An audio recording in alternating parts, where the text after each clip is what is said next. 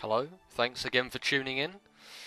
Today the video of choice will be the test flight of my Mothership Mark II. This is the second version. The first one didn't have all of the shuttles slash escape pod slash satellites slash drone, you know, whatever they need to be. However, for now, this is the current status of it. As you can see here, well, I'm accelerating up with the 6 nuclear engines that are attached, and at 100% throttle, it's pushing, 5 units of oxidizer per second. So you're looking at, about 7,400 seconds of acceleration, which is pretty damn good, to be honest. 2 hours is 3,600 times 2, 7,200. So you're getting just over 2 hours of pure acceleration there, which is pretty damn good.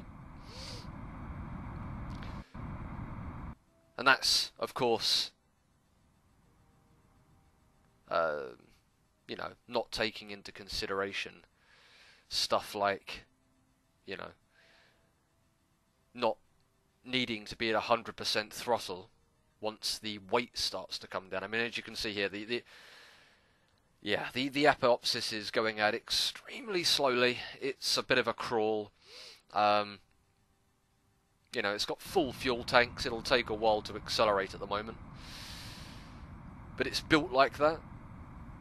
Later on, when the fuel gets lower, obviously you're not going to see that in this. This is just a test flight to get out of Kerbin and see how the shuttles, the secondary section that gets separated off of the main unit, which is the that big center engine that you can see just below the 2 top nuclear engines.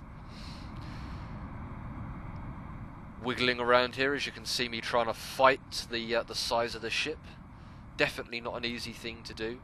Especially when it's on 4 times time acceleration. It doesn't get much easier on times 1 time acceleration. The thing just doesn't want to move. It does, it just very slowly. But yeah, I'm going to just do a quick run through. You'll see the lifetime, or the expected life anyway, of each of the sections of the ship. How much fuel it's got, how much fuel it uses at maximum acceleration. I mean, this is obviously fuel conservation mode. It'll go for 2 hours. But taking the large engines at the back, the main sails, plus all the others, if I activated absolutely everything, it'd get probably a lot less than that. You're probably going to be looking at around maybe half an hour. Actually, probably a lot less than that. What am I talking about? 5 main sails, you're probably going to get about 15-20 minutes. If you're lucky. They burn the fuel like crazy, but obviously they give you much better acceleration. But the ISP is under half of that of the nuclear engines. The main reason I stuck 6 on this is because, being such a heavy craft, going with just 2, it'd be ridiculously slow. Adding the extra engines has obviously increased the weight by about 10 tons, maybe more. But it's definitely a good trade-off. As we come out into the sun now, you can see the ship a little bit easier.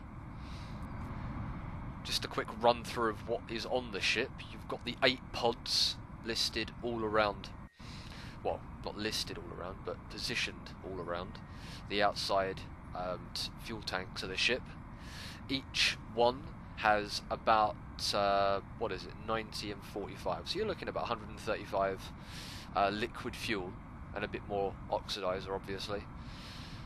Plus the 2 tiny little orange engines that you can see there. Got 2 lights, a bit of RCS with 2 of the RCS I can't think what they're called now. Those little blocks that go on the side. They add a little bit of extra thrust if need be. All in all, they're pretty good. They've got enough fuel probably to take you from either Juna or Eve back to Kerbin. And because they've got a docking port, it'd be quite easy to set up a rescue mission if need be. The Mark III, I'm looking to stick a little chair on each one, because there are 8 crew members and 8 pods, you know. Therefore, if the ship was getting stranded or it was going to crash or I couldn't recover it,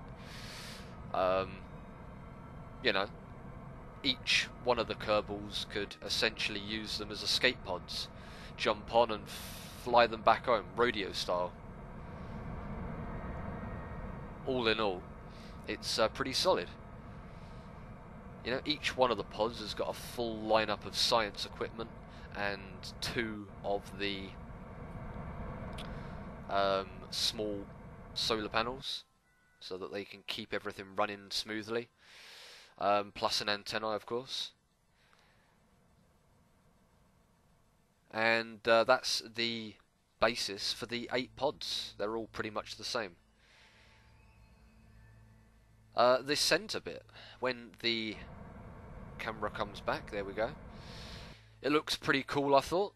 The way I've got it set up here is you've got the centre tank, which is the not the mainsail one, but the one above the mainsail.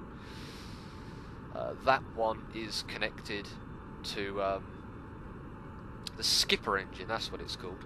Rockermax skipper engine. It's attached to a fairly small Rockermax sized fuel tank, which is then attached to the mobile lab and a crew cabin. Then you've got the pod and a couple of SAS tanks and the 4,000 electric charge batteries. In fact, that's where the majority of the electric charge is stored. Sticking out the front of it, you've got a long pole with 4 of the really big solar panels, because obviously you've got the mobile lab attached to it, and if I need to detach that from the main craft for whatever reason and still want to do science, then you're going to need a lot of recharge on them batteries. We're about to leave the solar system now. Slowly but surely we're getting there. Once we get out, we're going to do some tests on the pod and the top section. Going with a Star Trek theme, I think we could call it the saucer section, even though it looks nothing like a saucer. You know what, we'll call it the sausage section, because it looks like a fucking sausage. Just checking the fuel here. I'm a bit curious where the fuel is actually getting taken from. Not quite sure. I've got it set up so everything is being used by everything, so the fuel should go down equally across the board. But which ones are being used first? Ah, there we go.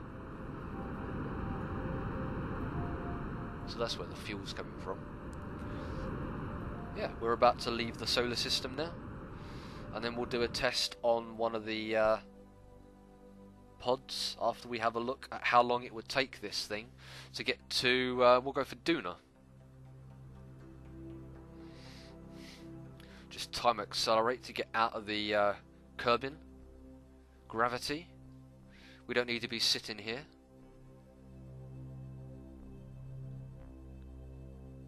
Come on, and there we go. Might help if I put it back to ×1. There we go. Very quickly, just set up a quick acceleration point.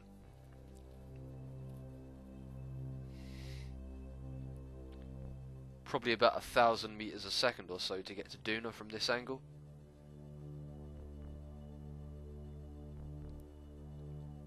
How long will it take? We already know I've got about 2 hours of fuel, although I've used quite a bit of that. Oh, look at that, 943 meters a second. I'll say 950 because I'm a little bit short, but just over 18 minutes. That's pretty good. You know, you're looking at about 1,000 seconds there. So that would still leave me with about 25, 26,000 oxidizer when I reach Juno. Obviously, the reverse burn to get into orbit would probably cane the fuel by quite a bit. You can see the electric charge is going down fairly fast here. It's down to 5,000 of 9,000. But it's not a problem. On the ship, there are a massive amount of the gigantic XL solar panels. A full complementary line of them down each side. So if it become a problem, I can just bring them all out and it should recharge the electric in no time. The reason for so many is because the size of this craft meant that I needed to stick a lot of SAS modules on this just to allow it to move. And of course they all use a constant electric charge, plus I've got all the lights on so you can actually see the craft. Otherwise it's just like you're looking at a black screen, which is never any good. And although the engines do give some electric charge, they don't give anywhere near enough.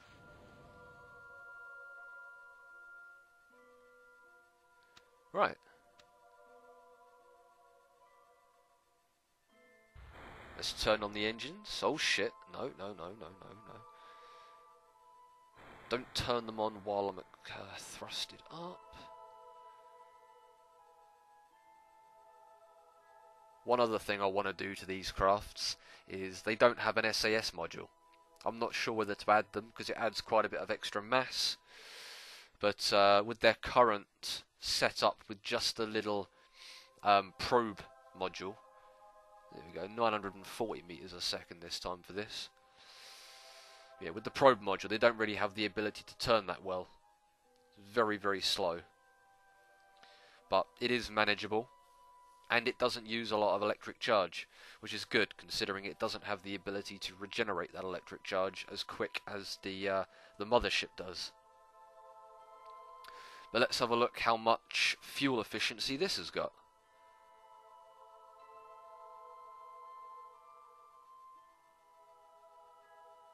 Right. So we know it's got 135, 140. And there we go. Why am I increasing my speed? Let's try this again. Very strange. 1 minute and 8 seconds. And I'm still increasing. Ah! Of course, yes. The craft, the probe module is back to front on them. Something that will be fixed for the Mark III.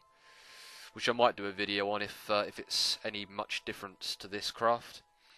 You've got a reverse burn to the way that you want to go. It's all back to front. Not a problem. There we go, that's working better now. But yeah, about a minute to get to Duna.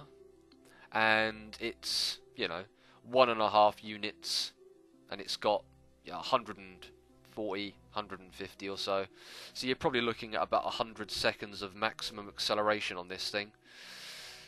And based on that, it could probably get from Juno to Kerbin quite easy. So if I got this big ship into orbit of another planet and needed to get back, if I stuck a seat on them, could quite easily get the Kerbals back. Right, let's test the top section. This is the final section which needs testing. And as you can see, we're going to be lifting off. Obviously, because of the probes on the main fuel section, that can be operated completely independently of this. Let's get the Gigantor XL solar arrays. See, that's what they're called, not solar panels. Get these out so we can see everything working.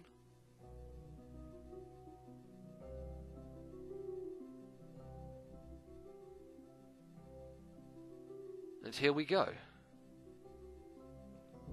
Let's have a look at how efficient this is.